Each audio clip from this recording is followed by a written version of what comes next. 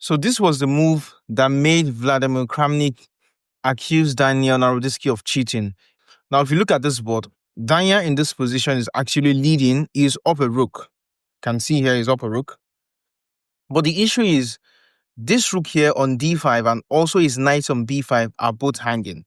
This knight is attacking this rook and also this pawn is attacking this knight. And it is black to play in this position.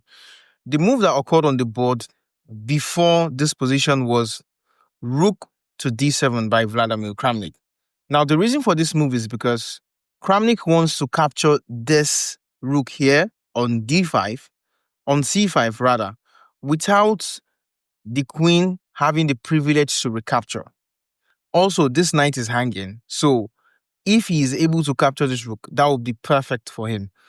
For a normal person, like any other chess player who's a beginner or someone like me, the move that comes to mind is, let's say, queen to f8, because you still want to maintain the protection of this rook.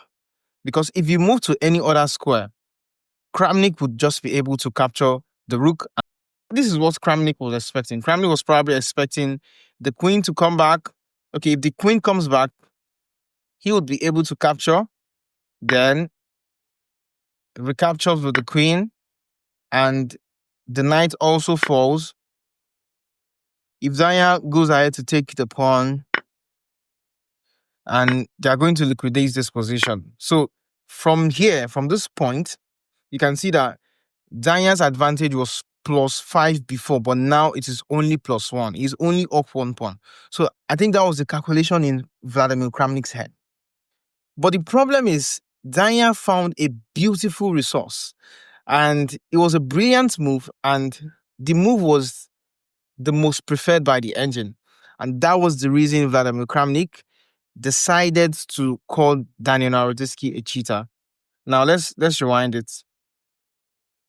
So in this position, apart from moving this queen back here, there is another resource, which is queen to h4.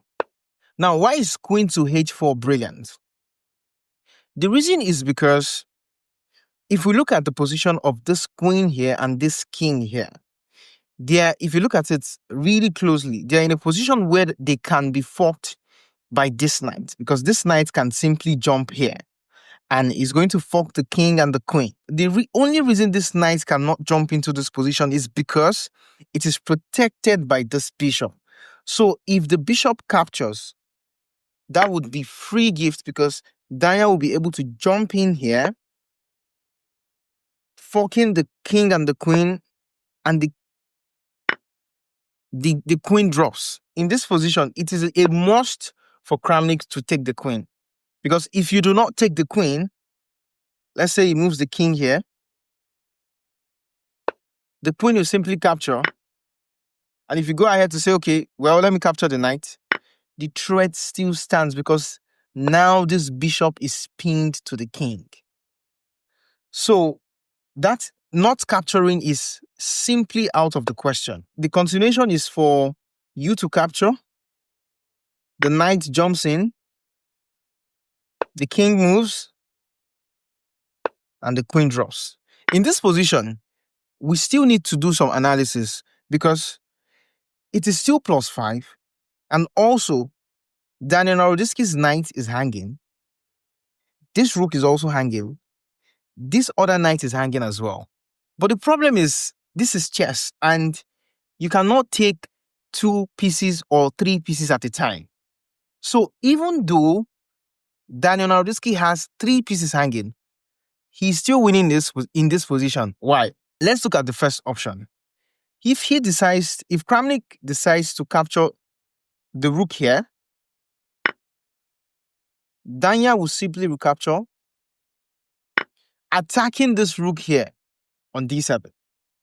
So because Kramnik would have to address this attack, let's say he moves somewhere here, the knight escapes, and the position is completely winning for Danya.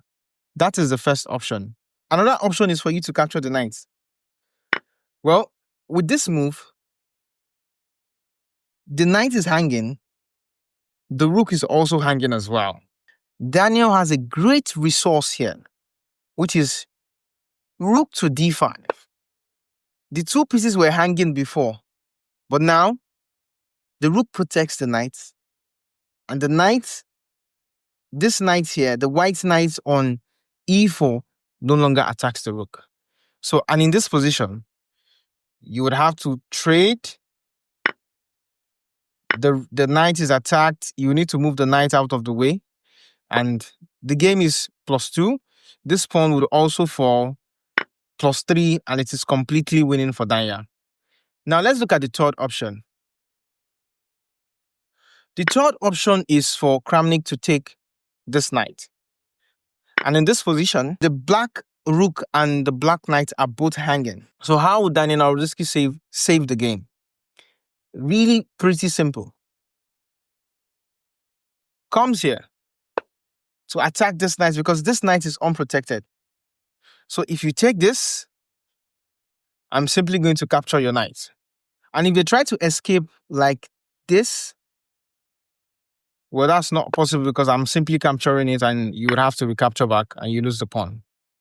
The brilliant move here, the brilliant move that caused all the rift was way back here. Queen to h4 check. A brilliant move that led to the loss of one of the greatest chess players,